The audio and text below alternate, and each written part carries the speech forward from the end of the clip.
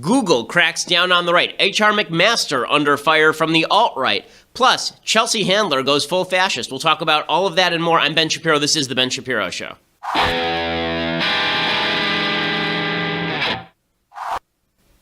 Oh, so many things to talk about. First of all, I want to thank you, our audience. You have now made us #1 in news and politics over at iTunes. We are the #1 podcast in news and politics. We are #2 overall in the country right this very instant, which is pretty awesome. If you go over and you subscribe and you leave us a review right now, there's the possibility that you push us all the way up to #1, which would be awesome and a testament to your listenership, which we are always thankful for. Lots to get to today. We're going to talk about Chelsea Handler going full Nazi. We're also going to talk about the Google memo, this Google manifesto that has been making the rounds. Plus, we'll give you the update from Trump world. But first, I want to say thank you to our sponsors over at Texture.com. So, Texture is all about information. If you're an information addict like I am, and you read tons of magazines, articles, but you don't want to subscribe to each magazine because it's really expensive to subscribe to 200 magazines, that's why you get Texture.com. You can get up to 200 plus magazines full of in-depth interviews and stories, all in the Texture app. Things like Time and The Atlantic and Vanity Fair. There's an article from The Atlantic I'm going to be talking about on today's show. The Atlantic's a really good publication. Vanity Fair. It's got Sports Illustrated. It's got all of the publications that you want, all in one place, plus their archives. It makes magazines easy. Texture app has gone just beyond just delivering the magazine itself. They've made it easy to find and enjoy the articles that you want to read. They make daily recommendations, exclusive interactive features, videos, and more. And Texture is searchable, so you can mark what you like and check out back issues, view bonus video content, and they even curate articles and magazines just for you. Texture.com/Ben. That's Texture.com/Ben. And right now, if you go to Texture.com/Ben, they are giving my listeners a 14-day free trial at Texture.com/Ben, so you can try it out, see how much you like it. I promise you're going to enjoy it. Texture.com/Ben. My wife's a big Reader's Digest fan. She gets it through Texture.com. Remember to use that /Ben so you get the 14-day free trial. Plus, they'll know that we sent you. Again, the app is called Texture, and you can download it on any of your mobile-friendly apps and have access to information at all times. I realize my brain is sort of like a leech on information. It needs information at all times, and that's why I love Texture.com. Go to Texture.com/Ben. Okay, so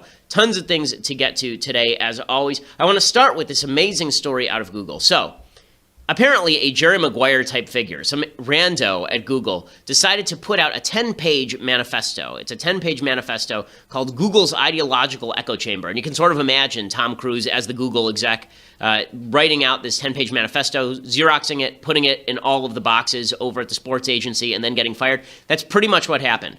Okay, this guy, he's a random guy who's kept his name anonymous. He wrote this memo called Google's Ideological Echo Chamber, and then Google's Vice President of Diversity, Integrity, and Governance, which is the most Orwellian title in history, Danielle Brown, issued her own memo. So I want to go through this memo because the left has claimed this is just a disgrace to Google. It's just terrible. How dare this individual human being put out this memo? Now, what's hilarious is Gizmodo, which is a lefty site, they say it's just humiliating to Google that someone would put out a document pointing out that perhaps Google's pay disparity between men and women is not due to discrimination. It's due to women working fewer hours or taking different jobs. Maybe it's due to the fact that fewer women are hired in tech because there are fewer women at the upper end of the bell curve in terms of performance in tech, which is true. Perhaps it's because that's what the memo says. And Gizmodo was very angry at the memo. So when they put up the memo, they omitted all of the charts and links that were included in the memo, which is really quite gross. If you're going to include the entire memo, you really should include the charts and links demonstrating that it's substantiated. It's not just some crazy person, some men's right activist radical who's issuing all of this information. I want to go through this because it's so moderate, this particular memo, and the left is treating it as insane anyway. So, this memo begins. Remember, it's all about Google, which is the largest company in the United States, I believe. Is Google bigger than Apple? I think those two are in a competition. I'm not sure. But Google is obviously the most powerful force on the internet anyway. And Google is very angry about this. So the guy from Google writes this. He says, I value diversity and inclusion. I'm not denying that sexism exists and don't endorse using stereotypes. Okay, so already we have started off with somebody who is moderate. Okay, this is not somebody who's coming in and just trying to shock. Okay, this is not feminism is cancer, the memo. Okay, this is something different. He says, when addressing the gap in representation in the population, we need to look at population level differences in distributions. If we can't have an honest discussion about this, we can never truly solve the problem. Psychological safety is built on mutual respect and acceptance, but unfortunately, our culture of shaming and misrepresentation is disrespectful and unaccepting of anyone outside its echo chamber.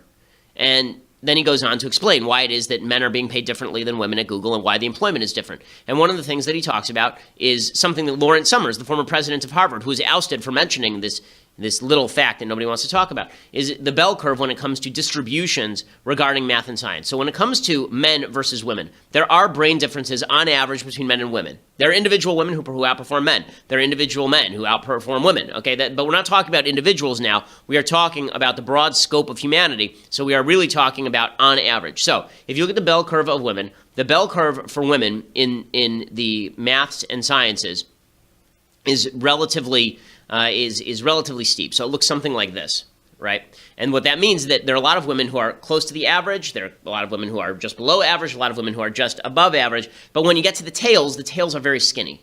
Because that means that when you get to the very, very upper echelon of performance and the very, very lower echelons of performance, there are not a lot of women there, right? Most of the women are in the middle, more than with the men. So the men, it's a shallower bell curve. So what you end up with is something that looks a little bit more like that.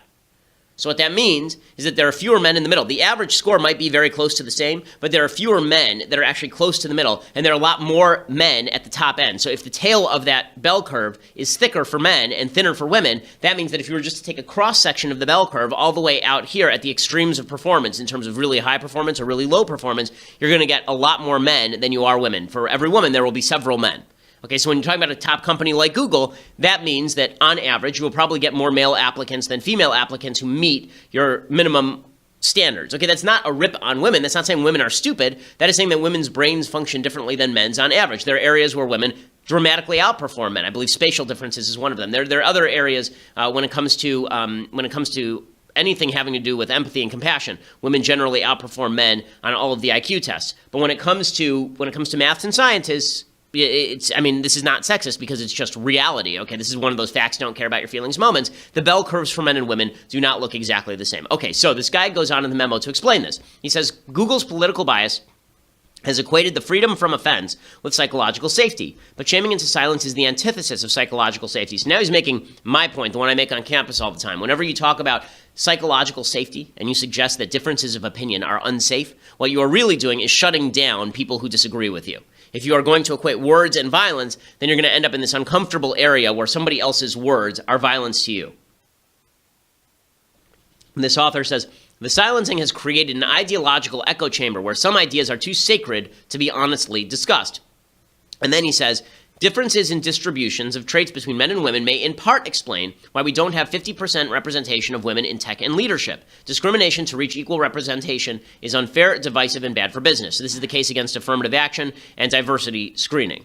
And then he talks about Google's biases. He says political orientation is a result of deep moral preference and thus biases. Considering that the overwhelming majority of the social sciences, media, and Google lean left, we should critically examine these prejudices. And then he goes through left biases. And he actually is taking this, I believe, from Jonathan Haidt's The Righteous Mind. So all of this is well substantiated, okay? He's not just making things up. This is not just him trying to be mean to women or anything. He talks about left biases being compassion for the weak, saying disparities are due to injustices. The right is biased toward respect for authority. Disparities are natural and just. And then he says, neither side is 100% correct. Both viewpoints are necessary for a functioning society, or in this case, company. And then he says, Google's left bias has created a politically correct monoculture that maintains its hold by shaming dissenters into silence. This silence removes any checks against encroaching extremist and authoritarian policies. Okay, this is one of the reasons a lot of people have suspected that Google biases its search results against conservative outcomes. And they might not even know they're doing it, right? They may think that they are just doing what is just and right. But if everyone there thinks the same way, then you end up biasing your search results. If you're YouTube, you end up banning particular videos or restricting particular videos that ought not be restricted. Then he goes through the facts, this particular memo author. I don't know who it is. It would be very ironic if it turns out to be a woman. That would be hilarious. But what this guy says, I assume it's a guy, he says, at Google, we are regularly told that implicit, unconscious, and explicit biases are holding women back in tech and leadership. So first of all, implicit bias tests do not work. Okay, implicit bias training does not work. Implicit bias is a bunch of crap. There is no actual connection in the social science data between implicit bias, those tests they give you when you're in university, where you click on a black face and a bad word or a white face and a bad word at different rates that shows that you're a racist. Those tests are absolute garbage. There's no statistical significance to them. They're non-replicable, so you can take the test twice and get it right the second time and get it wrong the first time. That's not how any test is supposed to work, right? Every test that works, you have the same results if you take it twice. Okay, but again, this is used by the left as a club to beat people into, like, we can't tell that you're actually racist, but we can suggest that you're racist because of implicit bias, right? You don't do anything racist, but deep down in the cockles of your shriveled little heart, we know that you're biased and racist. So the author says, on average, men and women biologically differ in many ways. True. Sorry to break it to the transgender and feminist advocates. These differences are not just socially constructed. They are universal across human cultures. They often have clear biological causes and links to prenatal testosterone. Biological males that were castrated at birth and raised as females often still identify and act like males. The underlying traits are highly heritable. They're exactly what we would predict from an evolutionary psychology perspective. Again, this is true. So he tries to explain the disparities between men and women at Google in terms of some of these biological differences. He says women on average have more openness directed toward feelings and aesthetics rather than ideas. They also have stronger interest in people rather than things. They are into empathizing versus systematizing. And then he talks about women have a harder time negotiating salary, asking for raises, speaking up and leading. This is true. Okay, all the social science data suggests this. Now, women have higher levels of anxiety and lower stress tolerance. Okay, again, this is true according to the social science data. He says that men have a higher drive for status. Men are driven by respect of others. Women are not as much driven by all of that, which is why men go into dangerous jobs for higher pay, things like coal mining and garbage collection and firefighting, and suffer 93% of work-related deaths. And then he talks about non-discriminatory ways to reduce the gender gap. He actually says, okay, so here are some solutions. If we want more women, then what we should do is we should show we should make software engineering more people-oriented with pair programming so that empathy matters a little bit more. He says that women on average look for more work-life balance, so maybe we should start biasing toward part-time work instead of full-time work. And he says that feminism has made great progress in freeing women from female gender roles, but men are still tied to the male gender role. Maybe if we allow men to get out of that, then that will help a little bit. But that does not mean that we should have diversity candidates. It does not mean that we should lower the standards for admission to Google. It does not mean that we should create illegal discrimination at Google. Okay, so all of this sounds really moderate and fine. I don't see anything that's a problem here. He says we should stop suggesting that if you're against diversity candidacies, that you are immoral. We should stop alienating conservatives. We should confront our own biases. We should have honest discussions about costs and benefits of the diversity program. Again, we should stop with the microaggressions. He says microaggression training incorrectly and dangerously equates speech with violence, is not backed by evidence, and reconsider making unconscious bias training mandatory for promo committees.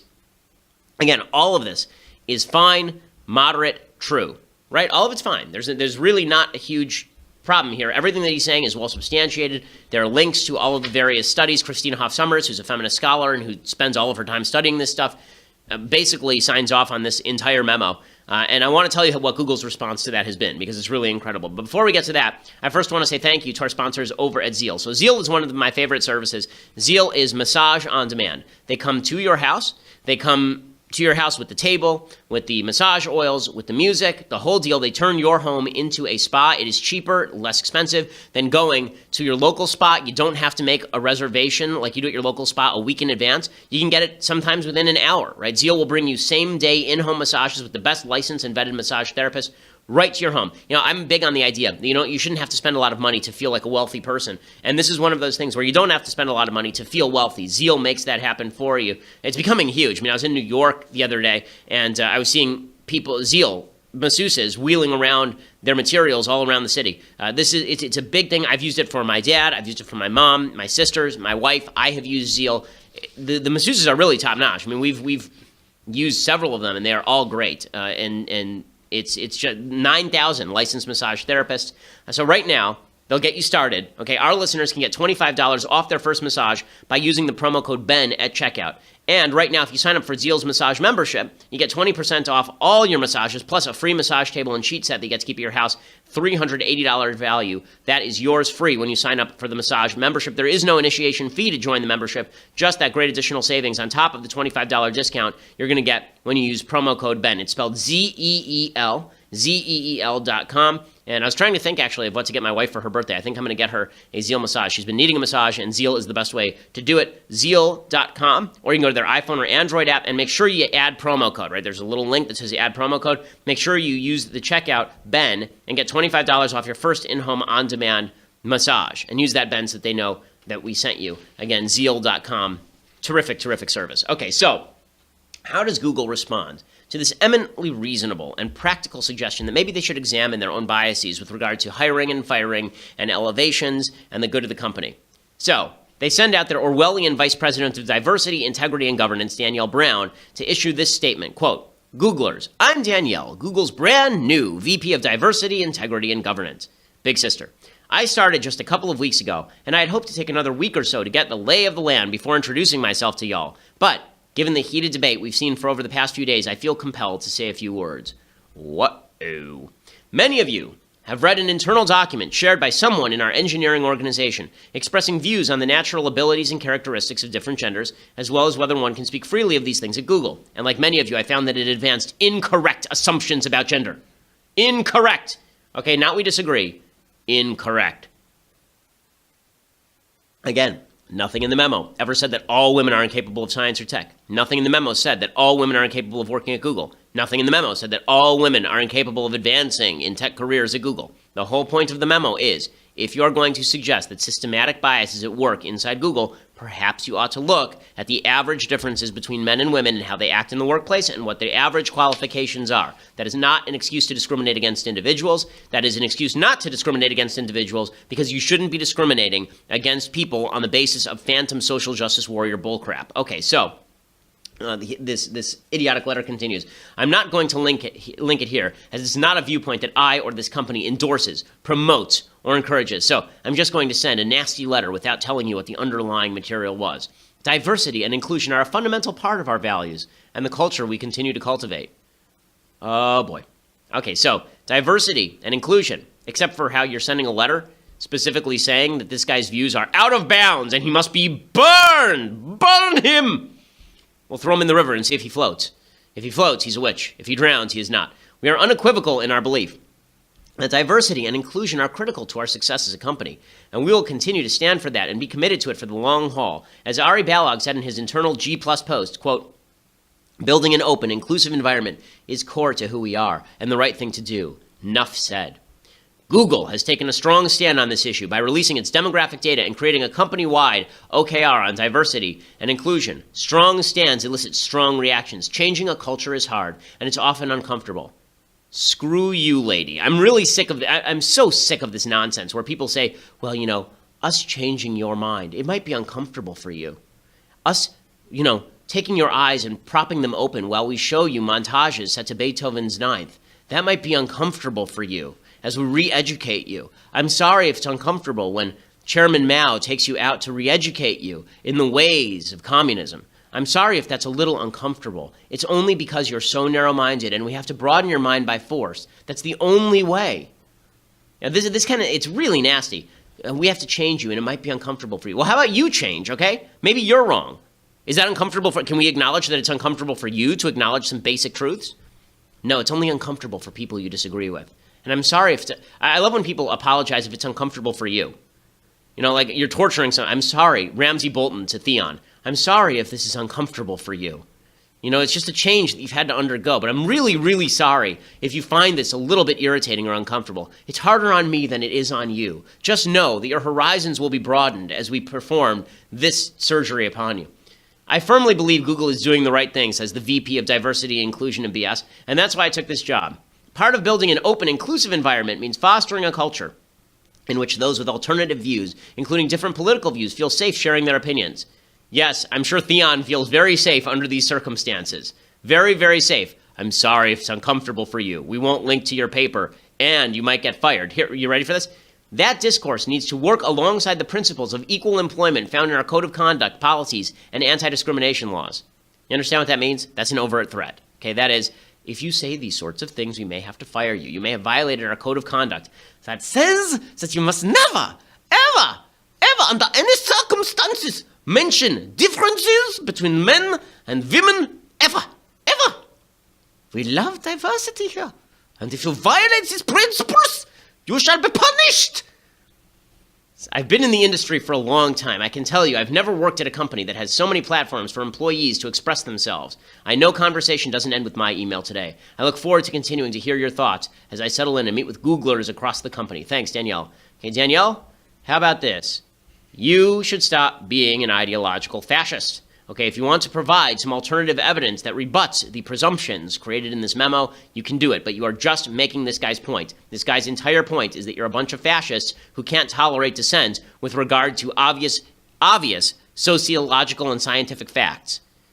Just terrible, just terrible. And then you wonder why society at large is so screwed up. This is one of the reasons society is so screwed up, because you have the quote-unquote great science advocates bashing the quote-unquote science deniers over things that are actually scientific. Just ridiculous. I want to get to another element of the left's crackdown, the sort of fascist crackdown that's happening on the hard left. But for that, you're going to have to go over to Daily Wire. We're going to talk about one of our favorite people, Chelsea Handler, just a delight. We're going to talk about her in just 1 second. You have to go over to Daily Wire for that. $9.99 a month gets you a subscription to Daily Wire, the greatest of all podcasts and the greatest of all websites. You get rid of all of the ads on the website. You get this is not just an audio show, folks. It's a video show. You get to see the brilliance of this show unfold in real-time magic by just going over and subscribing for $9.99 a month. And you also get Andrew Klavan's show, and you get Michael Knowles' show, which is really charging up the iTunes charts as well for some odd reason. People seem to like it. So you can get that for just $9.99 a month. And for the annual subscription, you not only get all of these magical things, get to be part of the mailbag on my show and Knowles' show and Klavan's show, you also get this,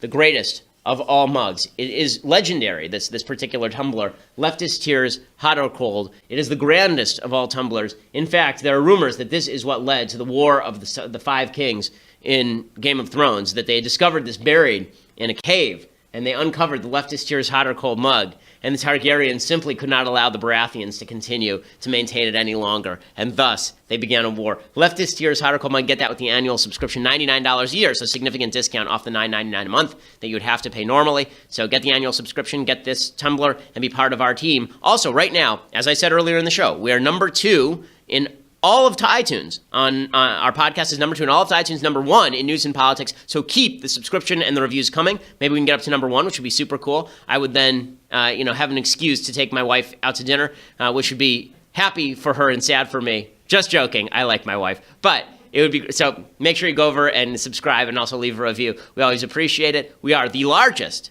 by far, conservative podcast in the nation.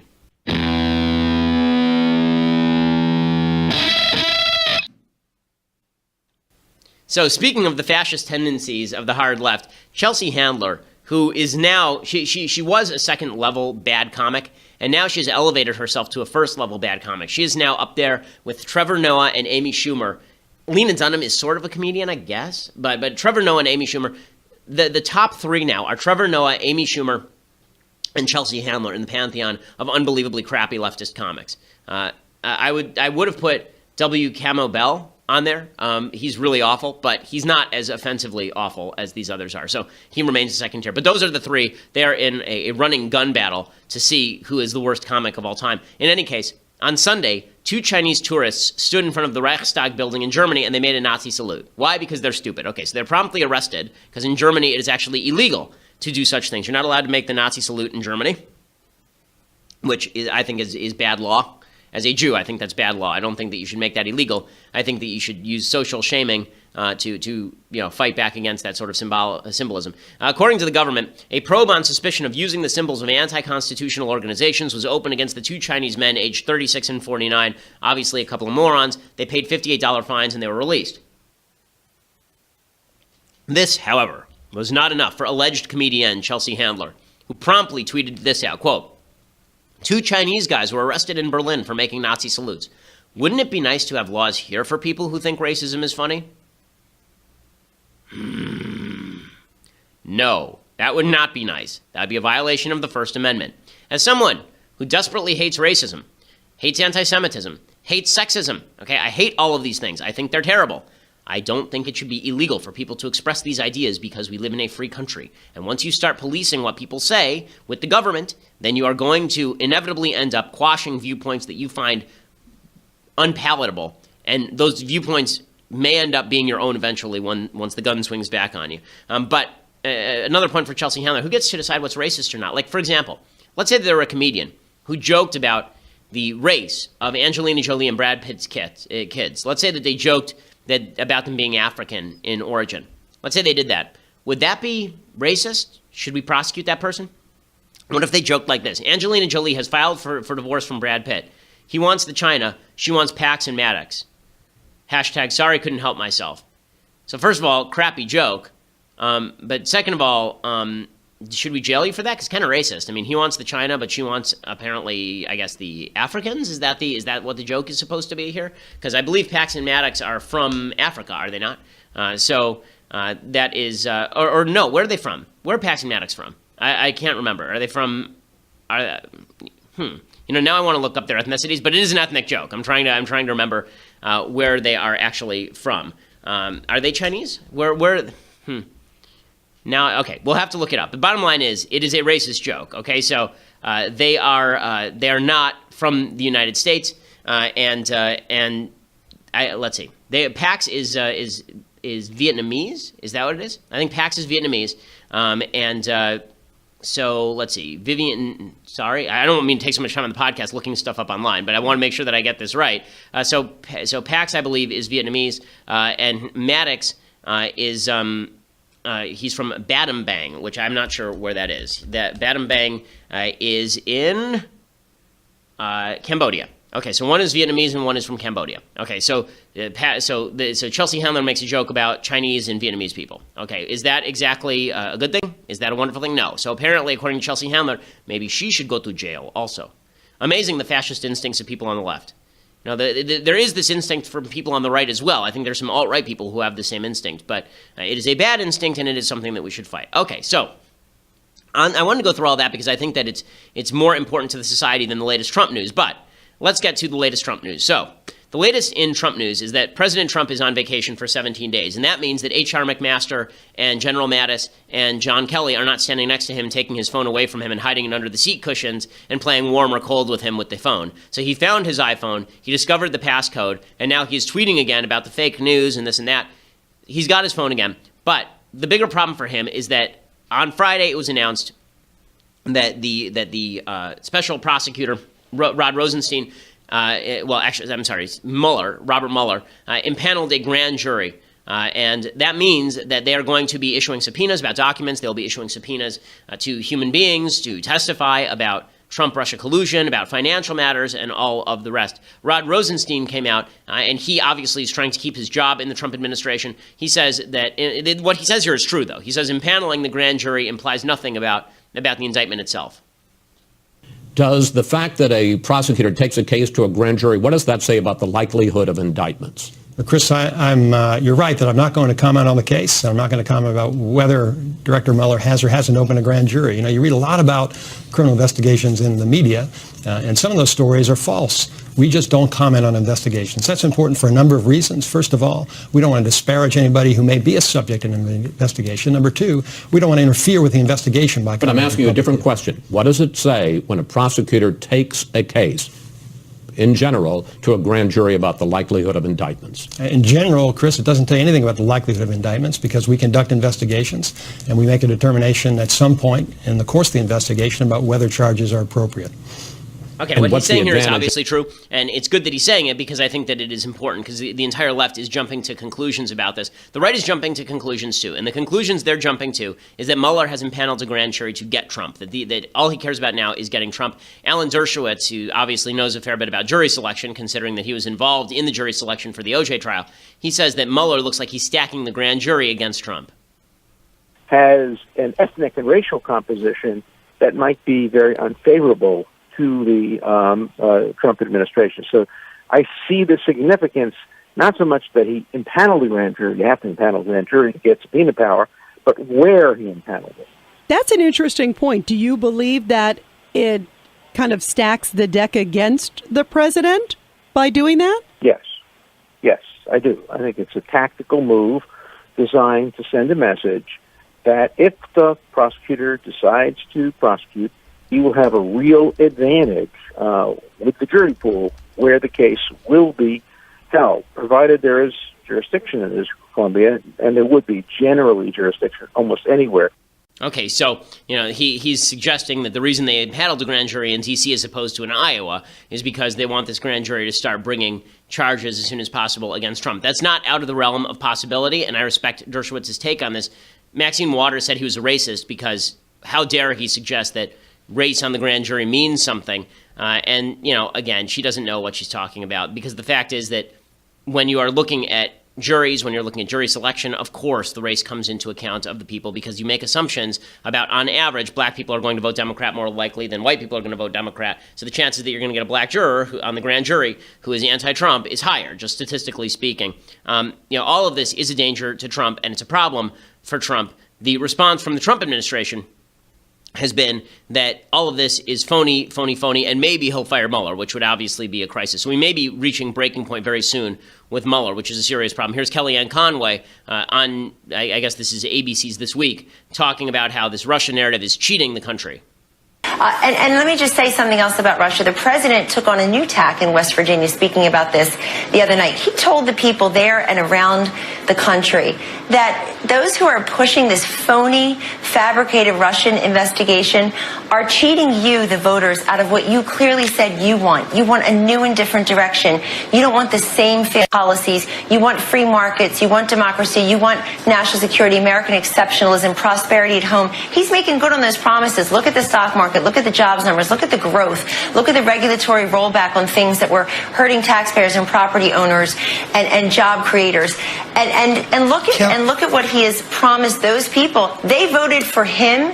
And if Bob Mueller is going to continue the investigation, we'll cooperate however best we can. But the president is not a target of any investigation. Okay, and then she goes on to say that Trump is not going to commit to not firing the special investigator if he gets too close to something to prosecuting if Trump doesn't like it. Bottom line, Kellyanne. Yes.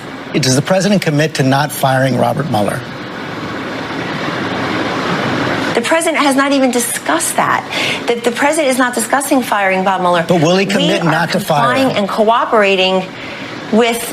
He has not even discussed not fire. He's not discussed firing Bob Mueller. That's not what I'm asking. Ty Cobb. Well, hold on. I'm not the president's lawyer here, but I will tell you as his counselor, he is not discussing that. Okay, so she refuses about 8 times in that clip to say that Mueller won't be fired. So what we have here is a situation where there is obviously a witch hunt going on from the left with regard to President Trump. I don't know that Mueller is engaged in that witch hunt yet. I think that it's a little much to say that Mueller is obviously out to get the president at this point. I don't know on the basis of the grand jury. We'll have to see on the basis of the indictment. If there's some indictment brought, we'll have to look at the material in the indictment and determine whether this fit within the scope of the investigation or whether it was actually just a reach by Mueller. I can't prejudge the product that I haven't seen based on rumors that are coming out that are unsubstantiated on this side. But what you have on the right is a jump to Mueller's bad, got to be fired. You have a jump on the left to Mueller is going to take out Trump, and then once he takes out Trump, then we're going to have to take out Mike Pence. That's what Maxine Waters, this nut job, the most corrupt woman in Congress, she says that once we finish with Trump now, we have to step up and go after Mike Pence too. We're going to go after everybody. Now, remember, what they are hoping, what the Democrats are hoping is that they win back Congress in 2018, and then they move to impeach Trump and impeach Pence, okay? Because how does the line of succession go, gang? Remember, it goes president, vice president, Speaker of the House. So if they were actually able to impeach Trump and Pence, they won't be able to because they won't have enough votes in the Senate. But if theoretically they were able to do so, if there was some sort of wipeout and Republicans lost the House and Senate, you could end up with President Nancy Pelosi. If that's not incentive to go out and vote in 2018, I don't know what is. Here is Maxine Waters making the case. You said that Vice President Pence is already planning his inauguration. Is that a joke, or do you really? It was a joke. Okay. What I wanted to do was needle them a little bit. Okay. You know Do you think Pence will be better than Trump if he were No, impeached? and when we finish with Trump, we have to go and get Putin. That's right. He's next. Putin or Pence? Pence. You mean Pence? Wait, we'll get Putin. Pence. We'll get 2 for 1 with That's right. Trump and That's Putin. right. Then we That's got to right. go after That's Pence. right. Yeah. Okay, so I do love that this crazy old bat is doing we have to go after Putin, we have to go after Pence, we have to go after Newt Gingrich, randos, and everybody out there. So the left is suggesting that this is the end of the world, Trump is done. The right is scared that Trump might be done because of Mueller. Again, not enough evidence on any of this, but it is opening up gaps inside the Republican Party itself. So you have a report in the New York Times over the weekend that people like Mike Pence are now looking to step up for 2020, that Ben Sass is visiting Iowa, that John Kasich, God help us, is visiting Iowa. Oh, God, no. Please, God, no, not John Kasich. He's coming out and campaigning against Trump. Now, there are a couple of splits in the Republican Party that are worth talking about because they continue after the election. One is the split between the right and the so-called moderates, and the second is the split between people who don't care about Trump's behavior and people who do care about Trump's behavior. I think that you can be right-wing and care about Trump's behavior. That's where I am. I think you can be right-wing and not care about Trump's behavior. That's where, like, Dennis Prager is. You can be moderate and not care about Trump's behavior, and that's where Jared and Ivanka are, presumably. And then you can be moderate and care about Trump's behavior, and that's where John Kasich is. The bottom line is that just because John Kasich says that he wants to run against Trump in 2020, which is what he's going to do, does not mean that the right is going to move with John Kasich or the moderates are going to move with John Kasich, because this is the weird thing, okay? Trump actually crosses currents. Trump is both moderate on politics. He's not particularly right-wing. He's much closer to John Kasich on politics than to Ted Cruz, and he doesn't care about behavior, not like John Kasich, but like a lot of the right-wingers. So he's got the attitude of a hardcore right-winger with regard to the media, for example, but he's got the policies that are much closer to John Kasich. So when John Kasich says, well, you know, I'm going to run against him, like on what basis, aside from being a wadded piece of receipt in my pocket that went through the wash 3 times? Here is Raisin in the Sun, John Kasich. John Hickenlooper and I are doing at the present is he's going to have his staff and my staff, and we've had preliminary conversations because John and I are becoming friends, and they're going to sit down and they're going to look at the differences. And one of the problems is that there are some in the Democratic Party that think the whole system needs to be changed at once, and there are some in the Republican Party that say, look, let's let the market work to drive down health care costs, but we're going to have to make a commitment, a serious, significant commitment to those people who are left behind. So I think Democrats are going to have to get to the point where they say, let's let the market work, give people more choice, bring down the cost of health insurance, and Republicans are going to have to admit that there's going to be a group of people out there who are going to need help. These are some philosophical differences between the parties, but if you have a good spirit and you understand that the system just go away. Okay, all this talk about primarying a sitting Republican president, basically if you primary a Republican president, even if you were to win the nomination, you're going to lose the general. Okay, there's never been a primary challenger who is number one. I mean, that's incredibly rare. You've had situations like 1968 where the president drops out, like LBJ dropped out in 1968, but then his successor, Hubert Humphrey, goes on to lose to Richard Nixon.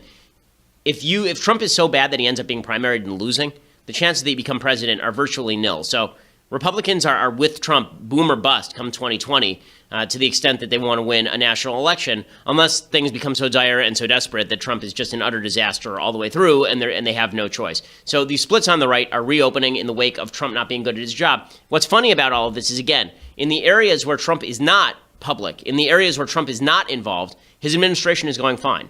Okay, so there was a story that just came out 5 minutes ago that says that Donald Trump's administration has now cut 11,000 federal jobs, 11,000 of them in the last 6 months. That's the first reverse in federal employment that's happened in a long time.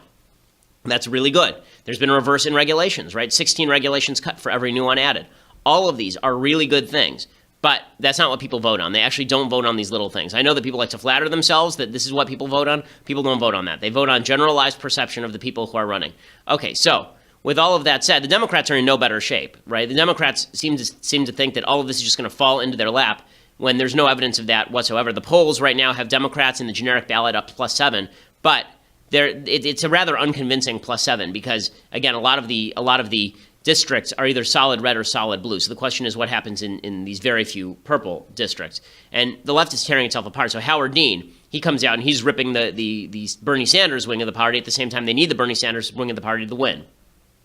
There has always been a section of the left, which I call as the whiny party, the party that doesn't really want to win. They just want to be pure. And if they go down swinging purely, then that's fine.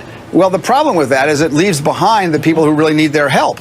If we're going to have a single payer or Medicare for all or whatever we're going to have in health care that covers every American, as every other industrialized country has, then we all have to pull together. And people who sit out or crank on some candidate because they did this or that, it wasn't to their purity test, are basically turning their back on the very people they pretend to represent. So I just want to point out to dispossessed Republicans that the same sort of splits that are happening inside the right are happening inside the left.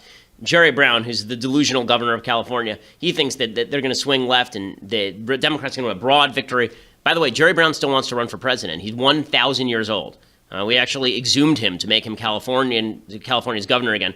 here's Jerry Brown talking about what he thinks is going to happen in 2018. The historic turn. When Lyndon Johnson won overwhelmingly against Goldwater, people were writing, and I read it at the time, that the Republican Party was gone.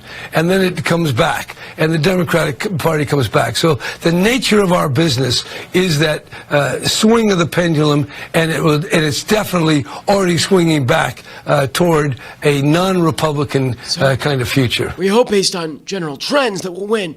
We don't really have an affirmative case for why we should. And also, I don't know where I am, why I'm here, who you are, why I'm talking, or I think I peed myself. Governor Jerry Brown, thank you. Okay, so bottom line is there is chaos inside both parties. To suggest otherwise is to be ignorant of how the Republican Party is working and also how the Democratic Party is working. That means a realignment is happening, but I don't think the realignment is inside the Republican Party or inside the Democratic Party. I think the realignment is largely a bunch of people who are dispossessed with both parties and are just looking for people who are reasonable to follow or vote for in any case. Okay, time for some things I like and some things I hate. So, things I like. First of all, I want to thank again Joe Rogan for having me on last week. It was a really fantastic thing, and Joe is great. I thought the conversation was really good. If you haven't, you should go over and check out the podcast that I did with Joe last week. A really good conversation, like 2.5 hours, 2 hours 40.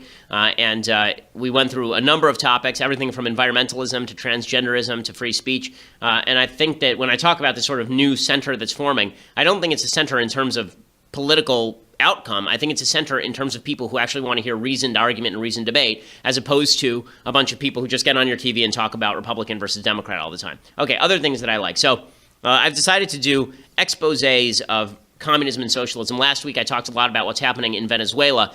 It continues to break down in Venezuela. There was supposedly a terrorist attack that is causing the president, the dictator of Venezuela, to crack down on his opposition. Again, this looks, again, a lot like virtually every dictatorial crackdown. It looks like the coup that happened in Turkey that failed, or the fake coup that happened in Turkey, still don't know what that was, that allowed Erdogan to maximize his power. Here is a book. It's probably the best book ever written on communism that no one has ever read. It's considered one of the top 10 novels of all time, but very few people have read it these days. It's very, very short. It's called Darkness at Noon by Arthur Koestler. And it's all about a really Trotsky figure who was part of the Russian Revolution and now has been imprisoned and is awaiting the carrying out of his death sentence, and sort of the thoughts that are going through his head, him becoming disillusioned with the cause he spent his entire life fighting for. Really dark, really terrific, very short read, very readable. Darkness at Noon by Arthur Koestler. They tried to make a movie, I think, at one point, but it's more of a psychological novel than anything else, so it doesn't really lend itself to movie making as much as it does for a read. But it's a great kind of almost forgotten classic, Darkness at Noon. Okay, time for a couple of things that I hate.